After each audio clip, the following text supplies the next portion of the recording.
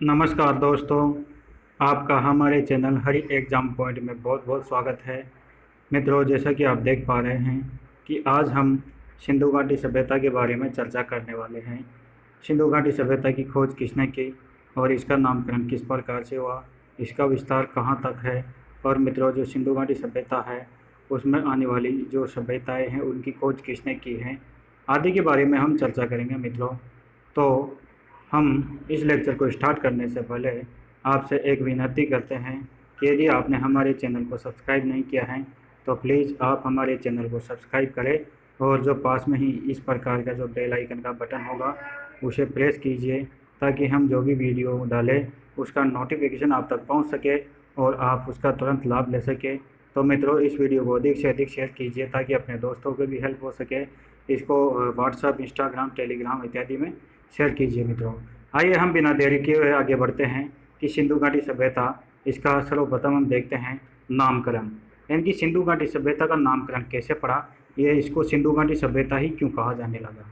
मित्रों, आप इसको सामान्यतः ऐसे जानें कि सिंधु घाटी सभ्यता इसका नामकरण ऐसे पड़ा क्योंकि जो हमारी जो प्राचीन जो भारत की सभ्यताएं हैं ये सिंधु घाटी नदी के तट पर मिले हैं। अधिकतर जो सिंधु घाटी और उसकी जो सहायक नदियां हैं उसके आसपास के क्षेत्रों में मिली हैं। इसी कारण से इसे सिंधु घाटी सभ्यता कहा जाता है। और मित्रों, जो सिंधु सभ्यता है ये सिंधु सभ्यता किसने कहा था? सर्वप्रथम सिंधु सभ्यता कहा था जॉन मार्शल ने। और मित्रों, सिंधु घाटी सभ्यता इनकी जो सिंधु सभ्यता तो जॉन मार्शल ने कहा था और इसमें घाटी शब्द और जोड़ दिया। सिंधु घाटी सभ्यता डॉक्टर रफीक मुगल ने कहा था। डॉक्टर रफीक मुगल ने क्या कहा था? सिंधु घाटी सभ्यता। और हड़प्पा सभ्यता इसको किसने कहा था? मित्रों, इसको किस आधार पर हड़प्पा सभ्यता कहा जाने लगा? मित्रों, यह प्रथम खोज के आधार पर, यानी कि प्रथम जो हड़प्पा सभ्यता का प्रथम शहर निकला था खुदाई पर, तो यह निकला था 1921 में। दयाराम साहनी ने हड़प्पा की खोज की थी मित्रों 1921 में। इसी के आधार पर इसे हड़प्पा सभ्यता कहा जाने लगा।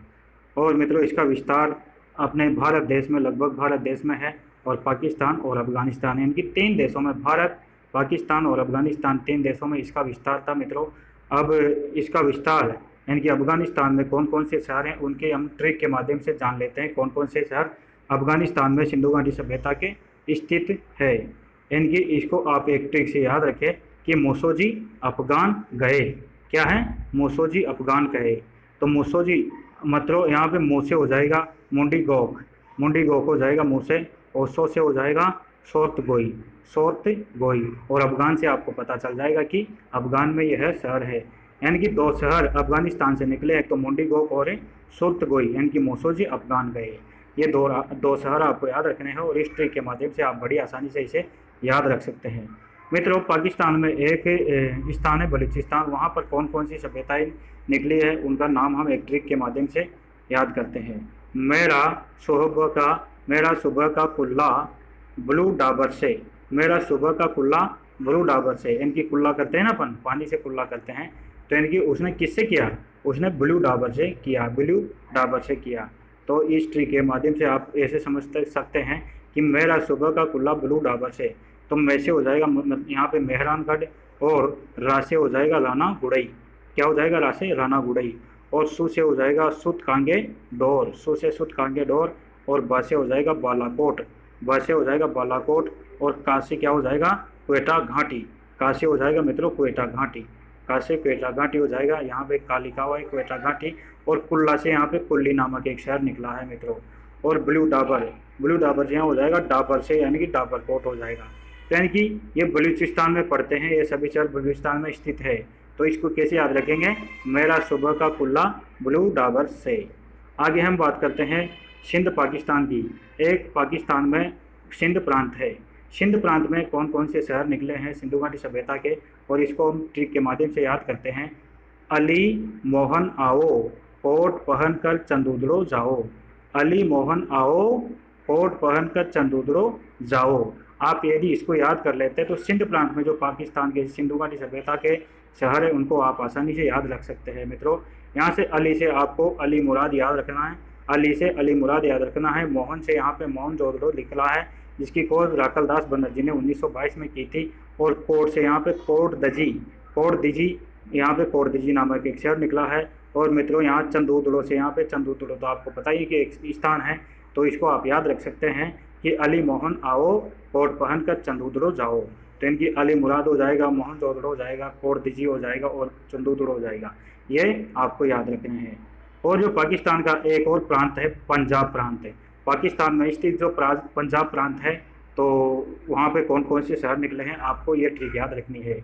रहीम को जलील करा, रहीम को जलील करा तो उसने हड़प्पा जाकर इस्माइल करी। रहीम को जलील करा तो उसने हड़प्पा जाकर इस्माइल करी।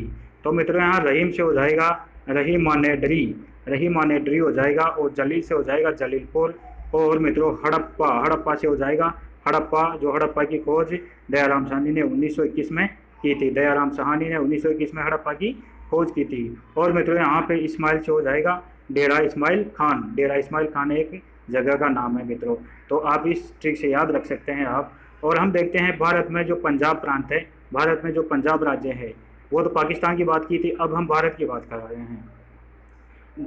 तो भारत में जो पंजाब है, पंजाब राज्य में कौन कौन से स्थान आते हैं सिंधु घाटी सभ्यता के, तो मित्रों आप इस ट्रिक से याद रख सकते हैं। रोस आया सकदे फट्टे बाड़े में, रोस आया सकदे फट्टे बाड़े में, यहाँ रो से हो जाएगा रोपड़, और स से हो जाएगा संघोल, और चक, चक एक 86, चक 86 एक स्थान का नाम है मित्रों, जो नया स्थान भी निकला है यहाँ से। और फट्टे बाड़े में, यानी कि बाड़ी से हो जाएगा बाड़ा, बाड़ा नामक स्थान है पंजाब में। तो मित्रों रोपड़, संघोल, चक 86 और बाड़ा, ये सभी कहाँ पर स्थित हैं? पंजाब में स्थित है। मित्रों हम देखते हैं हरियाणा जो राज्य है हमारा, इसमें कौन कौन से स्थान है। इनकी कुनाल ने मिट्टी राब भर, ये एक ट्रिक है, इसको आप याद रख लेना कि कुनाल ने मिट्टी राब भर। तो आप यहाँ से याद रख सकते हैं कि कुनाल से हो जाएगा कुनाली हो जाएगा, और मिट्टी से हो जाएगा मिठाथल, मिट्टी से हो जाएगा मिठाथल, और रा से हो जाएगा राखी गढ़ी, और ब से हो जाएगा बनावली, और भर से हो जाएगा बर्राना, बर्राना। और बर्राना को आपको याद रखना है कि सबसे नवीन शहर, सबसे नवीन सभ्यता कौन सी निकली है? बर्राना, जो हरियाणा में स्थित है। तो आप इसको इसे याद रख सकते हैं। हम राजस्थान की बात करते हैं, तो राजस्थान में दो सभ्यताएं इंपॉर्टेंट है, तो इसको भी आप याद रख सकते हैं। लोग बांका, यानी कि राजस्थान के लोग कैसे हैं? बांका है, बांके है, तो लोग बांका। तो बासे हो जाएगा बालाथल, जो राजस्थान के उदयपुर जिले में स्थित है, और कालीबंगा, जो कालीबंगा हनुमानगढ़ जिले में स्थित है। मित्रों उत्तर प्रदेश में कौन कौन सी सभ्यताएं मिली है, उनको भी हम ट्रिक के माध्यम से याद रख सकते हैं। आ बहू घर चल, आ बहू घर चल से अपन यूपी की जितनी भी सभ्यताएं हैं सिंधु घाटी की, उनको याद रख सकते हैं। तो इसको आप ऐसे याद रखिएगा, यानी कि आ से हो जाएगा आलमगीरपुर, आलमगीरपुर जो पूर्वी, जो पूर्व में सबसे पूर्व में यानी कि सिंधु घाटी सभ्यता स्थान है, ये आलमगीरपुर है। और मित्रों बहु ब से हो जाएगा मित्रों यहाँ पे बड़ा गांव, और हु से हो जाएगा हुलास, हु से हो जाएगा हुलास, यहाँ पे ब से हो जाएगा बड़ा गांव, और हु से हो जाएगा हुलास। तो आप इस ट्री को याद रखें मित्रों, आ बहू घर चल, यानी कि आलमगीरपुर, बड़ा गांव और हुलास, ये जो 3 स्थान है ये यूपी से मिले हैं। गुजरात में कौन कौन से स्थान मिले हैं? और मित्रों जो सिंधु घाटी सभ्यता के जो सबसे ज़्यादा स्थान मिले हैं वह भारत के पंजाब राज्य से मिले हैं। तो आप इस ट्रिक से याद रख सकते हैं। लो धोला रंगो प्रभाव गुजरात सुन देखो, इस ट्रिक से आप इसको याद रख सकते हैं। लो धोला रंगरो प्रभाव गुजरात सुन देखो।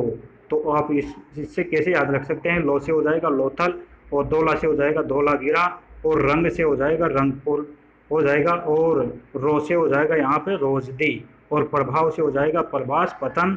और मित्रों इस प्रकार से गुजरात से, यानी कि गुजरात में ये सभी स्थान मिले हैं। लो धोला रंगरो प्रभाव गुजरात से देखो, तो इसे हम सारे स्थान याद रख सकते हैं। मित्रों सिंधु घाटी सभ्यता का विस्तार देखें मित्रों, कहाँ कहाँ पर सिंधु घाटी सभ्यता का विस्तार है।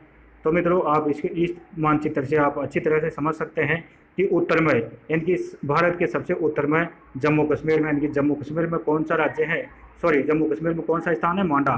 तो जम्मू कश्मीर में मांडा स्थान है, वहाँ से क्या है? सभ्यता मिली है, मांडा सभ्यता। और मित्रों यह मांडा है जो चेनाब नदी पर, और यहाँ का जिला कौन सा है? अखनूर है। जिला कौन सा है? अखनूर है। तो उत्तर में कौन सा स्थान मिला है सिंधु घाटी सभ्यता का? मांडा स्थान मिला है।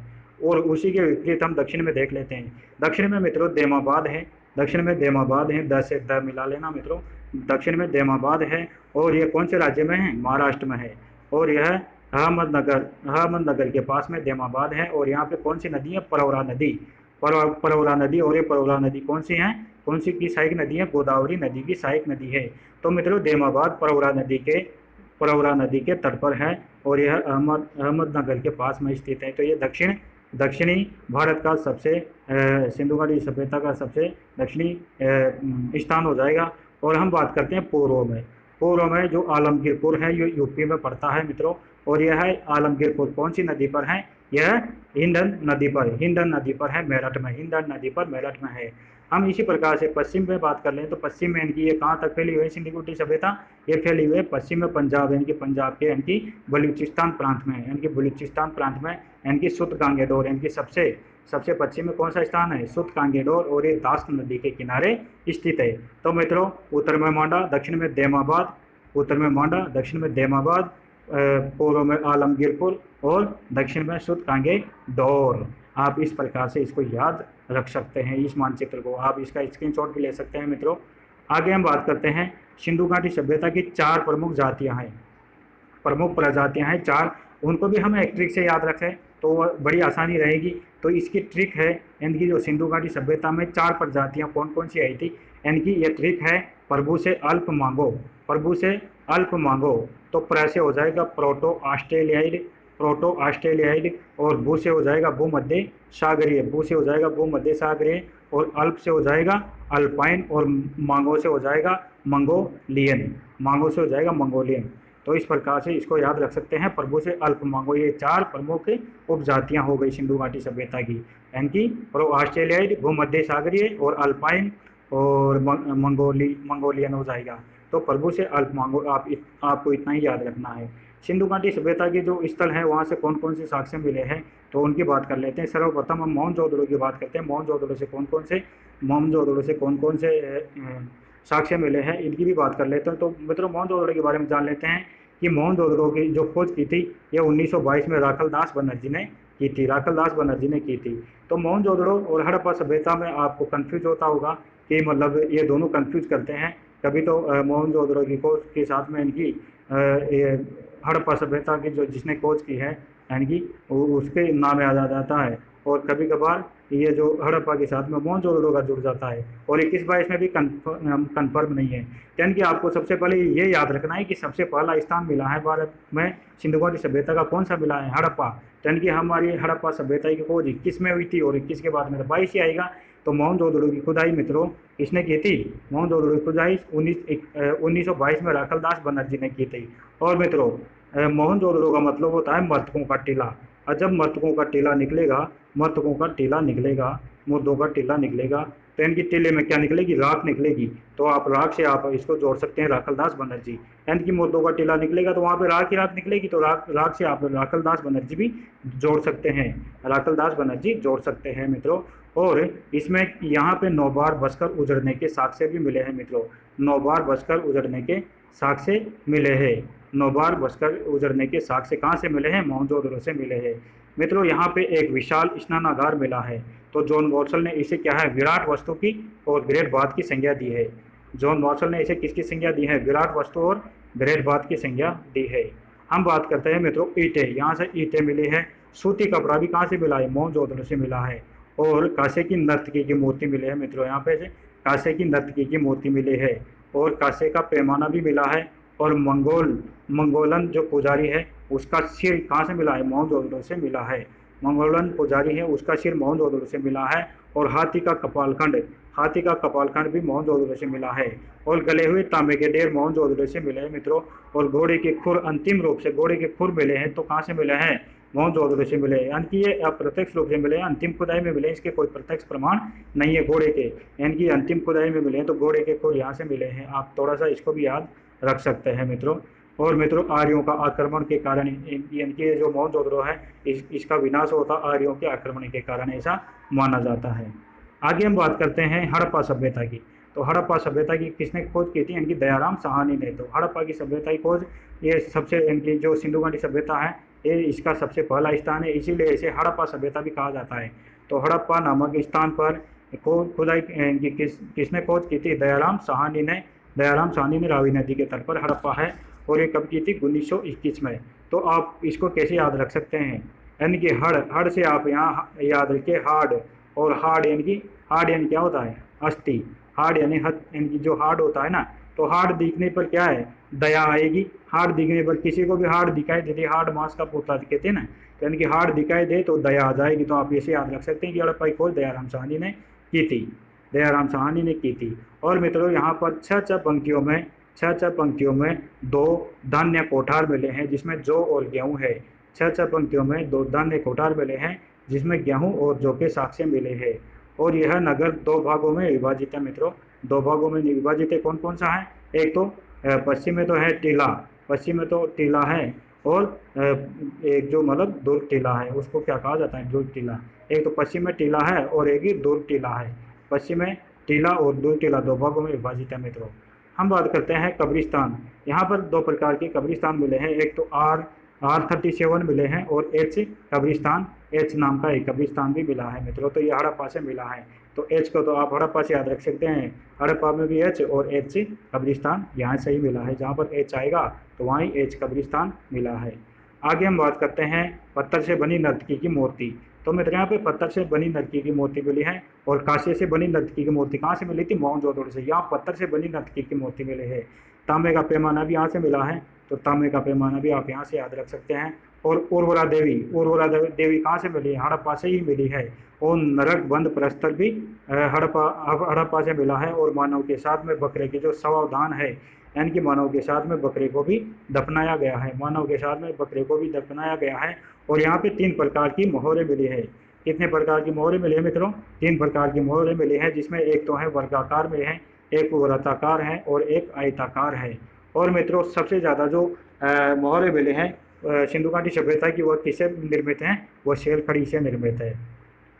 आगे हम बात करते हैं चंदूदड़ो की बात करते हैं। तो चंदूदड़ो में क्या है, सबसे पहले तो आपको ये याद रखना है कि चंदूदड़ो से वक्राकार ईंटें भी मिली है, चंदूदड़ो में वक्राकार ईंटें मिली हैं। और मित्रों इस टीले की खुदाई 1931 में किसने की थी, नानी गोपाल मजूमदार, नानी गोपाल मजूमदार ने चंदूदड़ो की खोज की थी। तो मित्रों इसको कैसे याद रख सकते हैं कि चंदू नाम का एक लड़का है, तो उसकी नानी है, और वह क्या है, मजबूर है, यानी कि मजदूर है या मजबूर है, ऐसे आप याद रख सकते हैं। तो यानी कि चंदू नाम की एक नानी है, और यहाँ पे गोपाल है मित्रों, गोपाल गोलाल लिखा हुआ है यहाँ पे, तो नानी गोपाल मजूमदार हो जाएगा। तो यानी कि चंदूदड़ो की खोज किसने की थी, नानी गोपाल मजूमदार ने। और मित्रों जो चंदूदड़ो है ये औद्योगिक नगर है, और यहाँ से मनके बनाने का कारखाना भी मिला है, मनके बनाने का कारखाना मिला है। लिपस्टिक और हाथी के खिलौने मिले हैं यहाँ से चंदूदड़ो से। और बैलगाड़ी और पीतल की गाड़ी और इक्का गाड़ी आपको इम्पोर्टेंट है, इक्का गाड़ी को जरूर याद रखना है, इक्का गाड़ी चंदूदड़ो से मिली है, इक्का गाड़ी चंदूदड़ो से मिली है। तो कैसे याद रख सकते हैं, इनकी चंदू नाम का एक लड़का है तो इक्का गाड़ी से खेलता है। शाही की दवात भी मिली है यहाँ से, और बिल्ली के पीछे भागते हुए कुत्ते के पदचिन्ह मिले हैं मित्रों यहाँ से। कहाँ से, चंदूदड़ो से बिल्ली के पीछे भागते हुए कुत्ते के पंजे मिले हैं, अर्थात पदचिन्ह मिले हैं। दुर्ग के साक्ष्य नहीं मिले यहाँ से, यानी कि चंदूदड़ो से दुर्ग के साक्ष्य नहीं मिले। तो छोटा बच्चा है दुर्ग में कैसे रह सकता है, यानी कि वह सामान्य तरीके से रहता है, अर्थात झुग्गी झोपड़ियों में रहता है। और झुग्गी झोपड़ियों में रहने के कारण ही इसे जोकर और जाकर संस्कृति के अवशेष भी कहा जाता है। इनकी यहाँ पे इसको क्या कहा जाता है, जोकर जाकर संस्कृति के अवशेष वाली बस्ती भी कहा जाता है। जोकर जाकर ही कहाँ है, चंदूदड़ो को जोकर जाकर संस्कृति भी कहा जाता है। आगे हम बात करते हैं लोथल नामक स्थान जो है गुजरात में स्थित है। मित्रों इसकी खोज किसने की थी, तो इसकी खोज की थी रंगनाथ राव ने लोथल की खोज की थी 1954 में। ये गुजरात में है, भोगवा नदी के तट पर। चावल के प्रथम साक्ष्य लोथल से मिले हैं मित्रों, चावल के प्रथम साक्ष्य लोथल से मिले हैं। और बाजरा के प्रथम साक्ष्य भी कहाँ से मिले हैं, लोथल से ही मिले हैं। ईंट के 2 पार्ट मिले हैं मित्रों, ईंट के 2 पार्ट मिले हैं। और बाट मापने का तोल पैमाना भी मिला है, यानी कि बाट माप का यानी कि तोल का पैमाना मिला है मित्रों यहाँ से, यानी कि पिक्स माप का यानी कि बाट मिला है। और हाथी दांत का पैमाना भी यहाँ से मिला है। शल्य चिकित्सा के साक्ष्य लोथल से मिले हैं, और यहाँ से गोदी बाड़ा अर्थात अर्थात यानी कि डाकयार्ड के साक्ष्य भी मिले हैं। गोदीवाड़ा डाकयार्ड के साक्ष्य भी मिले हैं। तो यानी कि गोदीवाड़ा डाकयार्ड का मतलब है कि यह क्या है, पथन नगर है, यानी कि बंदरगाह था। तो यानी कि गोदीवाड़ा उसको कहते हैं जहाँ पर जहाज़ों को रोकने का स्थान होता है, तो उसको गोदीवाड़ा या डाकयार्ड कहा जाता है। तो यानी कि इन जहाज़ों के रोकने का नामक यानी कि यहाँ पे स्थान साक्ष्य मिला है। और हम बात करते हैं मित्रों, 4 नावों के साक्ष्य यहाँ से मिले हैं, 4 नावों के साक्ष्य यहाँ से मिले हैं।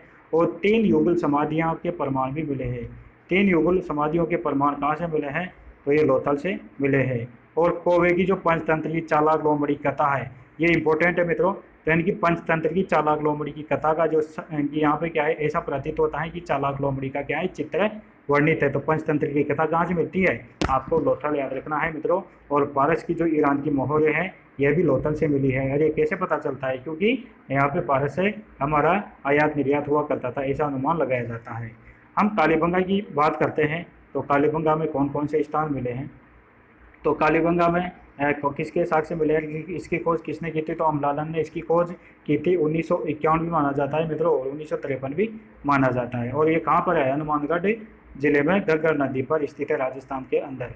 यहाँ पे ऊँट के साक्ष्य मिले हैं, है ना। कहाँ से मिले हैं, कालीबंगा में ऊँट के साक्ष्य मिले हैं मित्रों। कैसे, राजस्थान में ऊँट अधिक पाया जाता है, तो आपको याद रखना है कि ऊँट के साक्ष्य कहाँ से मिले हैं, कालीबंगा से। जूते हुए खेत के वो लकड़ी की नाली के जो हल है, अर्थात जिसको सीता कहा जाता है, जो हल होता है ना, उससे जो उमरे निकाले जाते हैं, नाली टाइप का जो हल के द्वारा जो नाली टाइप का बनता है, उसी को कहा जाता है यानी कि सीता। यानी कि जूते हुए खेत के साक्ष्य मिले हैं। और कच्ची ईंटों के प्रमाण भी कहाँ से मिले हैं, कालीबंगा से। इसीलिए यहाँ पे कच्ची ईंटों के प्रमाण मिलने के कारण कालीबंगा सभ्यता को दिनहीन की बस्ती भी कहा जाता है। काले रंग की चूड़ियाँ यहाँ से मिली है मित्रों। और खोपड़ी की शल्य चिकित्सा भी मिली है, खोपड़ी की शल्य चिकित्सा मिली है मित्रों। यहाँ पे शल्य चिकित्सा कैसे मिली है, यानी कि एक जो मानव आकृति का जो मुकुट है मित्रों, इस प्रकार का, इसमें क्या है, 6 प्रकार के छेद मिले हैं। इसी से अनुमान लगाया जाता है कि यहाँ पे क्या है, यहाँ के लोग शल्य चिकित्सा से भी परिचित थे, शल्य चिकित्सा भी से भी परिचित थे। खोपड़ी में 6 छेद पाए गए हैं, मानव खोपड़ी में 6 छेद पाए जाने के कारण ऐसा अनुमान लगाया जाता है कि ये शल्य चिकित्सा से भी परिचित थे। शवावदान, यहाँ पे शवावदान मित्रों 3 प्रकार से होता था। एक तो आंशिक होता था, और एक पूर्ण होता था, और एक दाह संस्कार होता था। यानी कि आंशिक में तो यानी कि जो शव है उसको जंगल में छोड़ दिया जाता था, पूर्ण यानी उसको क्या है, इसमें मिट्टी में गाड़ दिया जाता था, यानी कि मिट्टी में गाड़ दिया जाता था। और दाह संस्कार में शव को जला दिया जाता था। यहाँ पे लकड़ी की नालियाँ भी मिली है मित्रों, कालीबंगा से लकड़ी की नालियाँ मिली है। भूकंप के प्रथम साक्ष्य मिले हैं। अलंकृत ईंटें और फर्श भी मिली है। बेलनाकार मोहरें मिली है। अग्निकुंड व हवन कुंड के भी वेदिकाएं यहाँ से मिले हैं। कपास की खेती के साक्ष्य मिले हैं। सूती वस्त्र में लिपटा उस्तरा मिला है मित्रों। सूती वस्त्र में क्या है, लिपटा हुआ उस्तरा कहाँ से मिला है, कालीबंगा से।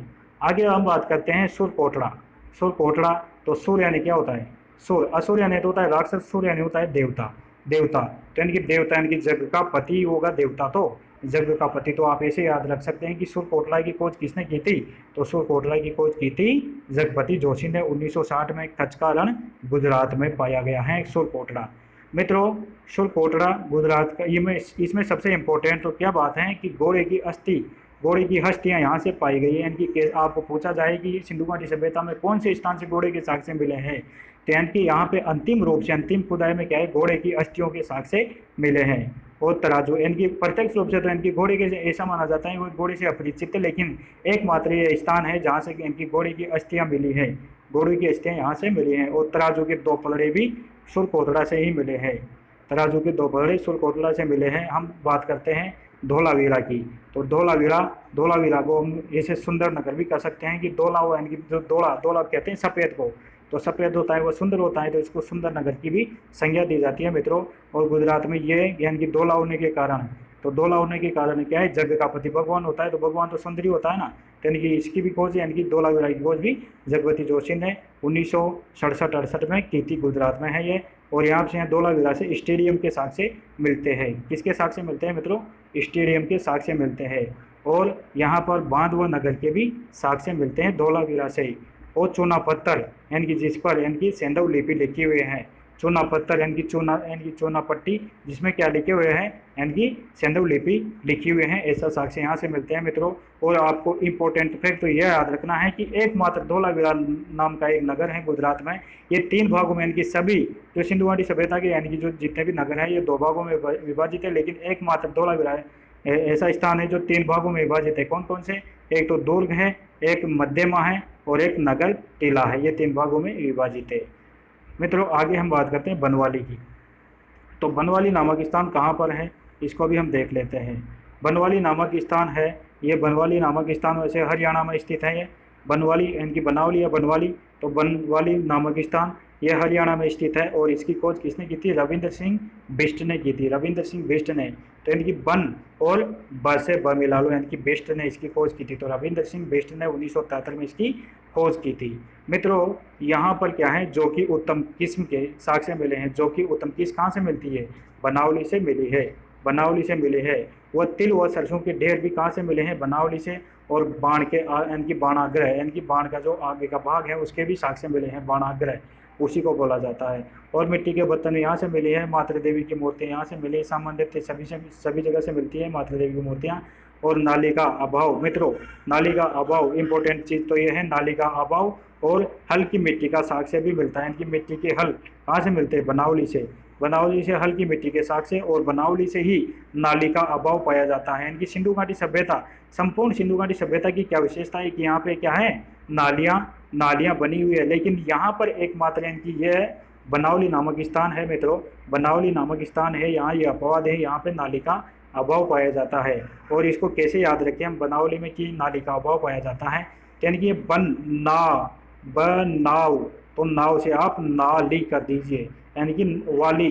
तो ये वा को छोड़ दो, ये न और ये ना, यानी कि ये वा को छोड़ दो और ये न बीच का न और ये ली को जोड़ो तो नली, तो नाली से नाली। तो यानी कि यहाँ पे नाली का अभाव है, नाली का अभाव है। यानी कि जिस शब्द में, जिस स्थान के शब्द में यानी कि नाली का जैसा अभाव होगा, नाली का जैसा यानी कि प्रतीत होगा, वहाँ पे ही क्या है? नाली का अभाव पाया जाएगा। और यहाँ पे मिट्टी के हल मिले हैं, ऐसा भी आपसे पूछा जा सकता है। राखी गढ़ी की बात करें तो इसकी खोज की थी, किसने की थी? रफीक मुगल ने की थी। और ये हरियाणा में स्थित है, राखी गढ़ी हरियाणा में स्थित है मित्रों। और यहाँ मातृ देवी की लघु मुद्रा मिली है, मातृ देवी की लघु मुद्रा मिली है और मोहरे भी मिली है। मातृ देवी की लघु मुद्रा और मोहरे मिली है। हम बात करते हैं रोपड़ की। रोपड़ नामक स्थान, तो रोपड़ नामक स्थान की खोज किसने की थी? तो यानी कि यह यज्ञदत्त शर्मा ने 1956 में सतलज नदी के किनारे पर स्थित है मित्रों। यानी कि रोपड़ की खोज यज्ञदत्त शर्मा ने की थी। रोपड़ स्थान की खोज किसने की थी? यज्ञदत्त शर्मा ने। और ये स्थान की खोज कब की थी? 1956 में। और रोपड़ कहाँ पर है? सतलज नदी के किनारे पर स्थित है मित्रों। और इम्पोर्टेंट फैक्ट तो यहाँ पे आपको ये याद रखना है कि रोपड़ से यानी कि कुत्ते और मानव के एक साथ शवाउदान इनकी एक साथ दफनाया गया है। इनके रोपड़ में कुत्ते और मानव को एक साथ दफनाए जाने के कारण ही ये रो पड़े। यानी कि कुत्ते, इस प्रकार से आप ट्रिक से याद रखो इन चीज़ों को, यानी कि कुत्ते और मानव को एक साथ दफनाए जाने के कारण क्या है? ये रो पड़े। ऐसा आप इसको याद रख सकते हैं, ऐसा इसको याद रख सकते हैं मित्रों। आगे हम बात करें तो मित्रों इतना ही आज के लिए, इतना ही काफ़ी है। और यह इसमें से आपको ये सभी क्वेश्चन मिल जाएंगे मित्रों। और जो सिंधु घाटी सभ्यता के जितने भी स्थान हैं इनकी हमने इस लेक्चर में हमने चर्चा कर लिया मित्रों। और आपको जितने भी जो सिंधु घाटी सभ्यता से जो क्वेश्चन पूछने हैं वह यहाँ से आपको मिल जाएंगे। तो अभी तक के लिए आप दीजिए इजाज़त।